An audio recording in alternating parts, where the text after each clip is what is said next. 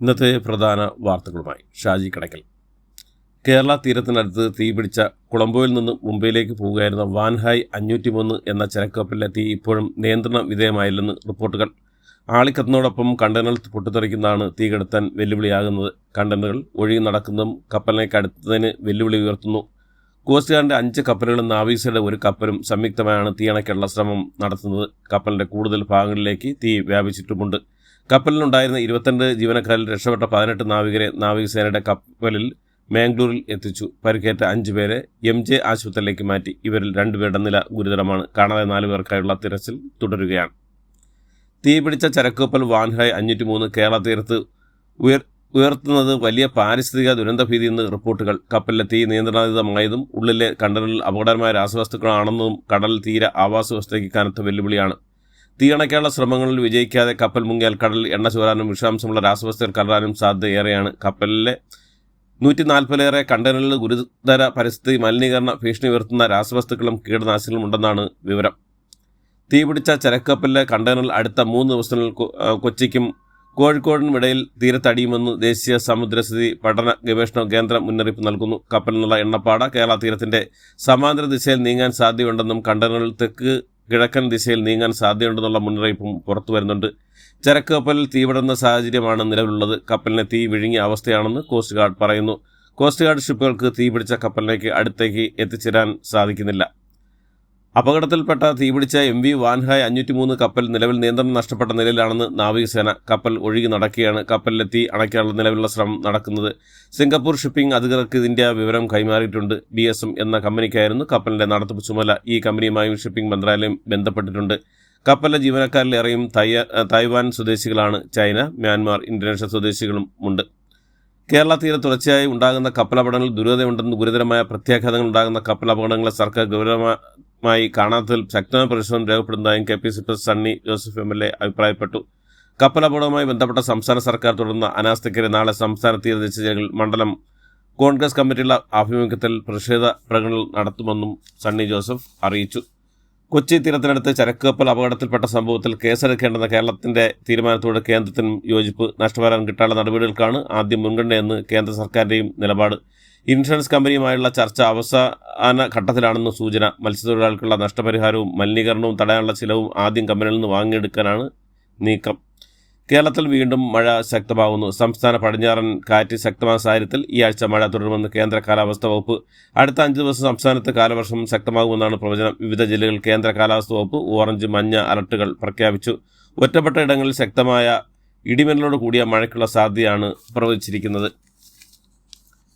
Dubai ഓർമ്മ സംഘടിപ്പിച്ച കലോത്സവം ഈസൽ നിലാവ് സമാപിച്ചു. ദുബൈയിലെ ഊതുമത്തയിലെ ജം പ്രൈവറ്റ് സ്കൂളിൽ നടന്ന ഇന്റർസോൺ കലോത്സവത്തിൽ 5 മേഖലയിൽ നിന്ന് 400-ലധികം കലാകാരന്മാർ പങ്കെടുത്തു. 151 പോയിന്റുമായി കിസീസ് മേഖല ഓവറോൾ കിരീടം കരസ്ഥമാക്കി. 115 നേടിയ ബർദുബൈ മേഖലയ്ക്കാണ് 2ാം സ്ഥാനവും. വാർത്തകൾ വിശദമായി. സംസ്ഥാന വിദ്യാഭ്യാസ കലണ്ടറിൽ പ്രവൃത്തി സമയം അരമണിക്കൂർ കൂട്ടുന്നതിൽ മാറ്റമില്ലെന്ന് വിദ്യാഭ്യാസ മന്ത്രി V ശിവൻകുട്ടി പറഞ്ഞു. രാവിലെയും വൈകിട്ടും 15 മിനിറ്റും വർദ്ധിപ്പിക്കുമെന്നും അടുത്ത ആഴ്ച മുതൽ ഇത് നിലവിൽ വരുമെന്നും അക്കാദമിക് കലണ്ടർ ഉടൻ തയ്യാറാക്കുമെന്നും മന്ത്രി കൂട്ടിച്ചേർത്തു. നിലമ്പൂർ നിയമസഭാ ഉപതെരഞ്ഞെടുപ്പിൽ വെൽഫെയർ പാർട്ടി UDF സ്ഥാനാർത്ഥിയായ ആര്യാടൻ ഷൗക്കത്തിന് പിന്തുണ പ്രഖ്യാപിച്ചു. നിലമ്പൂരിൽ പന്നിക്കണിയിൽ നിന്ന് ഷോക്കേറ്റ വിദ്യാർത്ഥിമാരുടെ സംഭവത്തിൽ പ്രതികരണമായി KSEB വൈദ്യുതി മോഷ്ടിച്ച് പന്നിക്കണി സ്ഥാപിക്കുന്ന വിവരം 7 മാസം മുമ്പ് അധികൃതരെ അറിയിച്ചിരുന്നു എന്ന റിപ്പോർട്ട് വസ്തുതാപരമല്ലെന്നും വഴിക്കടവ് സെഷൻ ഓഫീസിൽ അത്തരമൊരു പരാതി ലഭിച്ചിട്ടില്ലെന്നും KSEB പ്രസ്താവനയിൽ അറിയിച്ചു. മനുഷ്യജീവന് ഭീഷണിയാകുന്ന വന്യമൃഗങ്ങളെ കൊല്ലാൻ സംസ്ഥാന സർക്കാരിന് നൽകിയ അധികാരം എന്തുകൊണ്ട് ഉപയോഗിക്കുമെന്ന് BJP സംസ്ഥാന അധ്യക്ഷൻ രാജീവ് ചന്ദ്രശേഖർ. കാട്ടുപന്നിയെ കൊല്ലാൻ കേന്ദ്ര അനുമതി വേണമെന്ന് സംസ്ഥാന സർക്കാർ നുണപ്രചരണം നടത്തുകയാണെന്നും വന്യമൃഗശല്യം നേരിടാൻ കേന്ദ്രം നൽകിയ അധികാരം എന്തുകൊണ്ടാണ് സംസ്ഥാന സർക്കാർ എല്ലായിടത്തും ഒരുപോലെ ഉപയോഗിക്കാത്തതെന്നും അദ്ദേഹം ചോദിച്ചു. വീണ വിജയൻ CMRL നിന്നും മാസപ്പടി വാങ്ങിയെന്ന ആരോപണത്തിൽ CBI അന്വേഷണം ആവശ്യപ്പെട്ടുള്ള ഹർജിയിൽ മുഖ്യമന്ത്രി പിണറായി വിജയൻ മറുപടി സത്യവാങ്മൂലം നൽകി. ഹർജി ലക്ഷ്യം വയ്ക്കുന്ന രാഷ്ട്രീയ ആക്രമണമാണെന്നും പൊതു താൽപര്യത്തിന്റെ പരിധിയിൽ വരില്ലെന്നും മുഖ്യമന്ത്രി ഹൈക്കോടതി നൽകിയ സത്യവാങ്മൂലത്തിൽ ചൂണ്ടിക്കാട്ടുന്നു. തട്ടിക്കൊണ്ടുപോയെന്ന ജീവനക്കാരുടെ പരാതിയിൽ നടൻ കൃഷ്ണകുമാറിന്റെ മകൾ ദിയയുടെ ഫ്ളാറ്റിലെ CCTV ദൃശ്യങ്ങൾ പോലീസ് ശേഖരിച്ചു.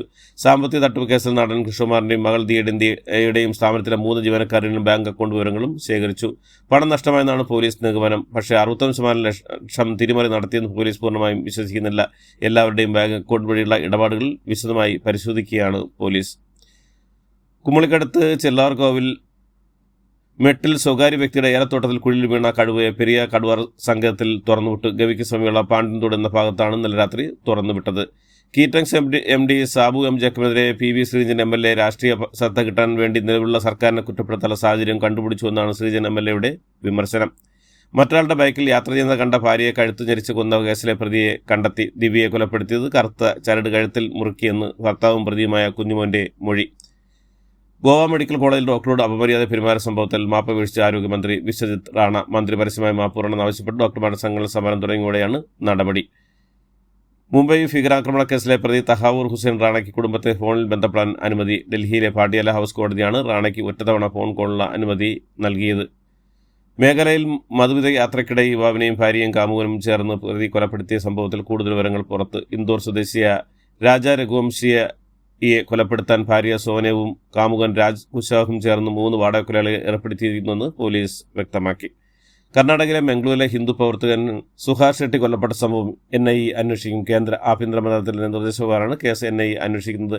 ജനങ്ങളുടെ മനസ്സിൽ ഭീകരത സൃഷ്ടിക്കുന്ന ഉദ്ദേശത്തോടെയാണ് സുഹാസ് ഷെട്ടിയെ കൊലപ്പെടുത്തിയതെന്ന് ആഭ്യന്തര മന്ത്രാലയം അറിയിച്ചു. കർണാടക മുഖ്യമന്ത്രി സിദ്ധാരാമയ്യയെയും ഉപമുഖ്യമന്ത്രി DK ശിവകുമാറിനെയും ഡൽഹിയിലേക്ക് വിളിച്ചു ഹൈക്കമാൻഡ്. റോയൽ ചലഞ്ചേഴ്സ് ബാംഗ്ലൂരു ടീമിന്റെ IPL കിരീടത്തിന്റെ ഭാഗമായി ചിന്നസ്വാമി സ്റ്റേഡിയത്തിൽ നടന്ന വിജയാഘോഷത്തിനിടെ 11 പേർ തിക്കിലും തിരക്കിലും പെട്ട് മരിച്ചിരുന്നു. ഇതിന്റെ പശ്ചാത്തലത്തിലാണ് ഹൈക്കമാൻഡ് ഇരുവരെയും വിളിപ്പിച്ചിരിക്കുന്നത്. ഹിന്ദി ബംഗാളി സംവിധായകൻ പാർത്ഥോ ഘോഷ് അന്തരിച്ചു. ഹൃദയ സംബന്ധമായ അസുഖങ്ങളെ തുടർന്ന് മുംബൈയിലെ വീട്ടിലായിരുന്നു അന്ത്യം. 15ലേറെ ചിത്രങ്ങൾ സംവിധാനം ചെയ്തിട്ടുമുണ്ട്. മഹാരാഷ്ട്രയിൽ തിരക്കേറിയ ട്രെയിനിൽ നിന്നും 4 പേർ വീണ് മരിച്ച സംഭവത്തിൽ അന്വേഷണത്തിന് ഉത്തരവിട്ട് മുഖ്യമന്ത്രി ദേവേന്ദ്ര ഫഡ്നാവിസ്. കേന്ദ്ര സർക്കാരിനെതിരെ അതിരൂക്ഷ വിമർശനവുമായി പ്രതിപക്ഷ നേതാവ് രാഹുൽ ഗാന്ധി. മോദി സർക്കാരിന് 11 വർഷങ്ങൾ സാക്ഷ്യം വഹിച്ചത് ഉത്തരവാദിത്തമില്ലായ്മയ്ക്കും പ്രചാര വേലകൾക്കുമാണെന്ന് അദ്ദേഹം പരിഹസിച്ചു. ആക്സിയം 4 വിക്ഷേപണം മാറ്റിവെച്ച വിവരം. ഇന്ന് നടത്താറുന്ന വിക്ഷേപണം 1 ദിവസത്തേക്കാണ് മാറ്റിവെച്ചിരിക്കുന്ന. നാളെ വൈകിട്ട് 5:30 ശുഭാംശുവിന്റെ ബഹിരാകാശ യാത്ര.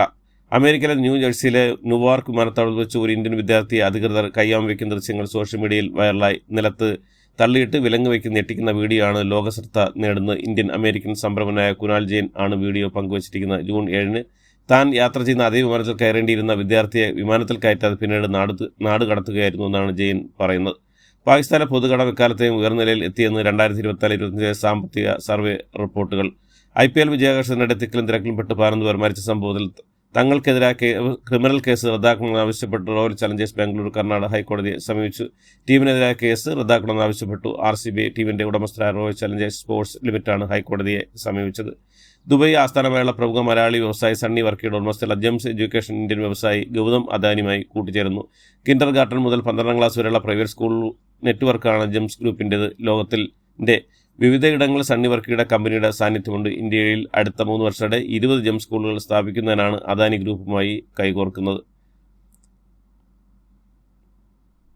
മാർക്കോ എന്ന സൂപ്പർ ഹിറ്റ് ചിത്രത്തിന് ശേഷം ക്യൂബ്സ് എന്റർടൈൻമെന്റിന്റെ ബാനറിൽ ഷെരീഫ് മുഹമ്മദ് നിർമ്മിക്കുന്ന കാട്ടാൾ ഇന്ത്യൻ സിനിമയിലെ തന്നെ ശ്രദ്ധേയ താരങ്ങളായ സുനിലും കബീർ ദുഹാനും സിംഗും എത്തുന്നു. ഇതോടുകൂടി ഇന്നത്തെ വാർത്തകൾ അവസാനിക്കുന്നു. എല്ലാവർക്കും നന്ദി, നമസ്കാരം.